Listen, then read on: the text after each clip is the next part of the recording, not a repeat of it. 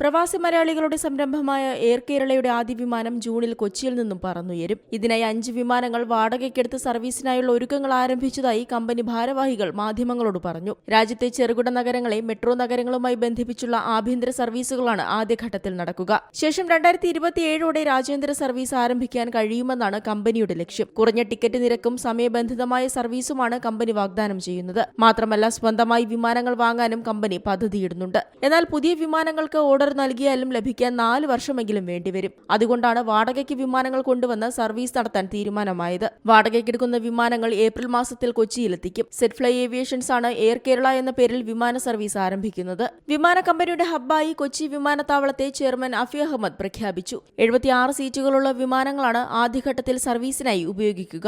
എന്നാൽ ഇതൊക്കെയും എക്കണോമി ക്ലാസുകളായിരിക്കും. News desk C Malayalam news. ഏറ്റവും പുതിയ വാർത്തകളും വിശേഷങ്ങളും വിരൽ തുമ്പിലറിയാൻ സി മലയാളം ന്യൂസ് എല്ലാ ഡിജിറ്റൽ പ്ലാറ്റ്ഫോമുകളിലും ലഭ്യം.